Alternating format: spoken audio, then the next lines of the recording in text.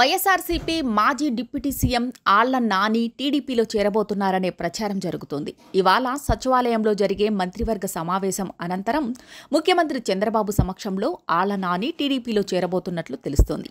ఈ కార్యక్రమంలో పాల్గొనాలని సోమవారం సాయంత్రం జిల్లా ఉమ్మడి పశ్చిమ గోదావరి జిల్లా నేతలకు అధిష్టానం నుంచి ఆదేశాలు వచ్చాయని చెబుతున్నారు. కొంతకాలంగా ఆళ్ల నాని టీడీపీ నేతలతో చర్చలు జరపగా గ్రీన్ సిగ్నల్ వచ్చినట్లు ప్రచారం నడుస్తోంది. ఆయనకు ఎలాంటి హామీ ఇవ్వకపోయినా పార్టీలో స్వచ్ఛందంగా చేరేందుకే నాని ఓకే చెప్పినట్లు సమాచారం. గత ఎన్నికల్లో ఆళ్ల నాని ఏలూరు అసెంబ్లీ స్థానానికి వైఎస్ఆర్సీపీ తరపున పోటీ చేసి ఓడారు. ఆ తర్వాత వైఎస్ఆర్సీపీ ఏలూరు జిల్లా అధ్యక్ష పదవితో పాటు పార్టీ సభ్యత్వానికి రాజీనామా చేశారు. ప్రత్యక్ష రాజకీయాలకు దూరంగా ఉంటానని ప్రకటన చేశారు.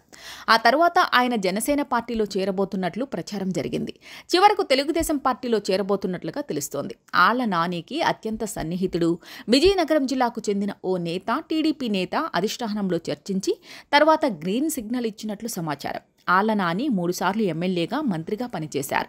ఆళ్ల నాని 2004 నుంచి 2009 ఎన్నికల్లో ఏలూరు నియోజకవర్గం నుంచి కాంగ్రెస్ పార్టీ తరపున ఎమ్మెల్యేగా విజయం సాధించారు.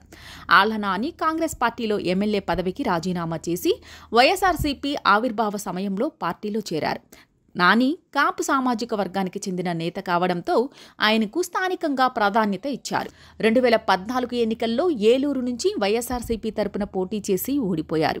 ఆ తర్వాత ఎమ్మెల్సీగా అవకాశం దక్కింది. 2019 ఎన్నికల్లో ఆళ్ల నాని ఏలూరు నుంచి వైఎస్ఆర్సీపీ తరపున పోటీ చేసి విజయం సాధించారు.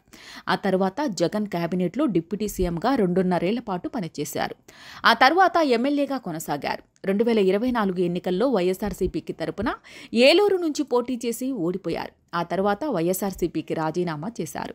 ఇప్పుడు టీడీపీలో చేరబోతున్నట్లు తెలుస్తోంది. అయితే నాని అధికారికంగా టీడీపీలో చేరబోతున్నట్లు ఎలాంటి ప్రకటన చేయలేదు. అలాగే ఆళ్ల నాని బాటలోనే మరికొందరు వైఎస్ఆర్సీపీ నేతలు నడవబోతున్నట్లు తెలుస్తోంది.